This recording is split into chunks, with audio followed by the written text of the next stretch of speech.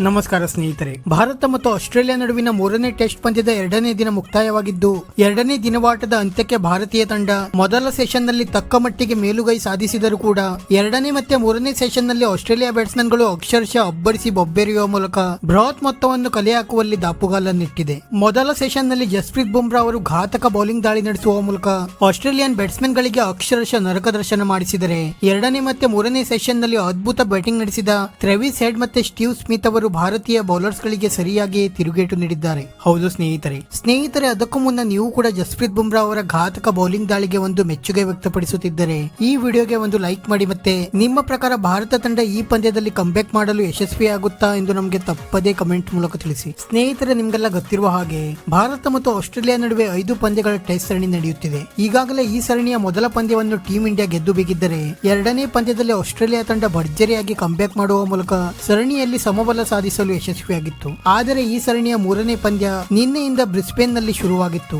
ನಿನ್ನೆ ಟಾಸ್ ಗೆದ್ದು ಮೊದಲು ಬೌಲಿಂಗ್ ಆಯ್ಕೆ ಮಾಡಿಕೊಂಡಿದ್ದ ಟೀಂ ಇಂಡಿಯಾ ನಾಯಕ ರೋಹಿತ್ ಶರ್ಮಾ ಅವರು ಉತ್ತಮ ಪಿಚ್ ನಲ್ಲಿ ಬ್ಯಾಟಿಂಗ್ ಮಾಡುವ ಅವಕಾಶವನ್ನು ಆಸ್ಟ್ರೇಲಿಯಾ ತಂಡಕ್ಕೆ ನೀಡಿದ್ದರು. ನಂತರ ಆಸ್ಟ್ರೇಲಿಯಾ ತಂಡ ಯಾವುದೇ ವಿಕೆಟ್ ನಷ್ಟವಿಲ್ಲದೆ 28 ರನ್ ಗಳಿಸಿದಾಗ ಭಾರೀ ಮಳೆ ಬಂದ ಕಾರಣ ಮೊದಲ ದಿನವನ್ನು ಬಹುಬೇಗನೆ ಅಂತ್ಯಗೊಳಿಸಲಾಗಿತ್ತು. ಆದರೆ ಇಂದು ಬ್ಯಾಟಿಂಗ್ ಮುಂದುವರೆಸಿದ್ದ ಆಸ್ಟ್ರೇಲಿಯನ್ ಓಪನಿಂಗ್ ಬ್ಯಾಟ್ಸ್ಮನ್ ಗಳಾದ ಉಸ್ಮಾನ್ ಖ್ವಾಜಾ ಮತ್ತೆ ಮ್ಯಾಕ್ಸ್ ಪಿನೆ ಅವರನ್ನು ಜಸ್ಪ್ರೀತ್ ಬುಮ್ರಾ ಅವರು ಬಹುಬೇಗನೆ ಔಟ್ ಮಾಡುವ ಮೂಲಕ ಆರಂಭದಲ್ಲಿಯೇ ಭಾರತ ತಂಡಕ್ಕೆ ಮೇಲುಗೈ ದೊರಕಿಸಿಕೊಟ್ಟರು. ನಂತರ ಬ್ಯಾಟಿಂಗ್ಗೆ ಬಂದ ಮಾನಸ್ ಲಮಿಶೇನ್ ಅವರು ಕೂಡ ಕೇವಲ 12 ರನ್ ಗಳಿಸಿ ನಿತೀಶ್ ರೆಡ್ಡಿ ಅವರ ಬೌಲಿಂಗ್ ನಲ್ಲಿ ಕ್ಯಾಚ್ ಔಟ್ ಆಗುವ ಮೂಲಕ ಪೆವಿಲಿಯನ್ ಸೇರಿಕೊಂಡರು. ಈ ಹಂತದಲ್ಲಿ ಆಸ್ಟ್ರೇಲಿಯಾ ತಂಡ 70 ರನ್ ಗಳಿಗೆ ಪ್ರಮುಖ 3 ವಿಕೆಟ್ ಕಳೆದುಕೊಂಡು ಅಕ್ಷರಶಃ ಸಂಕಷ್ಟಕ್ಕೆ ಸಿಲುಕಿತ್ತು. ಆದರೆ ನಂತರ ಬ್ಯಾಟಿಂಗ್ ಇಳಿದ ಸ್ಟೀವ್ಸ್ ಮತ್ತೆ ಟ್ರೆವಿಸ್ ಹೆಡ್ ಅವರು ಅಕ್ಷರಶಃ ಅಬ್ಬರಿಸಿ ಬೊಬ್ಬೆರೆಯಲು ಆರಂಭಿಸಿದರು. ಒಂದು ಕಡೆ ಸ್ಟೀವ್ ಸ್ಮಿತ್ ಅವರು ನಿಧಾನಗತಿಯಲ್ಲಿ ಬ್ಯಾಟಿಂಗ್ ಮುಂದುವರೆಸಿದರೆ, ಟ್ರೆವಿಸ್ ಹೆಡ್ ಅವರು ಎಂದಿನಂತೆ ತಮ್ಮ ಸ್ಫೋಟಕ ಬ್ಯಾಟಿಂಗ್ ಪ್ರದರ್ಶಿಸಿ ಬೌಂಡ್ರಿ ಮತ್ತೆ ಸಿಕ್ಸರ್ ಗಳ ಸುರಿಮಳೆಗೈಯಲು ಆರಂಭಿಸಿದರು. ಭಾರತೀಯ ಬೌಲಿಂಗ್ ದಾಳಿಯನ್ನು ಧೂಳಿಪಟ ಮಾಡಿದ ಈ ಇಬ್ಬರು ಕೂಡ ಬೃಹತ್ ಮೊತ್ತ ಕಲೆ ಹಾಕುವಲ್ಲಿ ದಾಪುಗಾಲನ್ನಿಟ್ಟರು. ಅದ್ಭುತ ಬ್ಯಾಟಿಂಗ್ ನಡೆಸಿದ ಸ್ಟೀವ್ ಸ್ಮಿತ್ ಅವರು 12 ಬೌಂಡ್ರಿಗಳ ನೆರವಿನಿಂದ ಭರ್ಜರಿ ಶತಕ ಸಿಡಿಸಿ ಮಿಂಚಿದರೆ, ಟ್ರೆವಿಸ್ ಹೆಡ್ ಅವರು 160 ಎಸೆತಗಳಲ್ಲಿ ಸ್ಫೋಟಕ 18 ಬೌಂಡ್ರಿಗಳ ನೆರವಿನಿಂದ 152 ರನ್ಗಳ ಭರ್ಜರಿ ಶತಕ ಸಿಡಿಸಿ ಮಿಂಚಿದರು. ಕಳೆದ ಕೆಲ ದಿನಗಳಿಂದ ಮಂಕಾಗಿದ್ದ ಸ್ಟೀವ್ ಸ್ಮಿತ್ ಅವರು ಇಂದು ಟೀಂ ಇಂಡಿಯಾ ವಿರುದ್ಧ ಅಕ್ಷರಶಃ ಅಬ್ಬರಿಸಿ ಬೊಬ್ಬೆರೆದರು. ಆದರೆ ಟ್ರೆವಿಸ್ ಹೆಡ್ ಅವರ ಬ್ಯಾಟ್ ನಿಂದ ಬಂದ ಸತತ 2ನೇ ಶತಕ ಇದಾಗಿತ್ತು. ನಂತರ ಬ್ಯಾಟಿಂಗ್ ಗೆ ಬಂದ ಮಿಚೆಲ್ ಮಾರ್ಷ್ ಅವರು ಜಸ್ಪ್ರೀತ್ ಬುಮ್ರಾ ಅವರ ಬೌಲಿಂಗ್ ನಲ್ಲಿ ಕ್ಯಾಚ್ ಔಟ್ ಆಗುವ ಮೂಲಕ ಪೆವಿಲಿಯನ್ ಸೇರಿಕೊಂಡರೆ,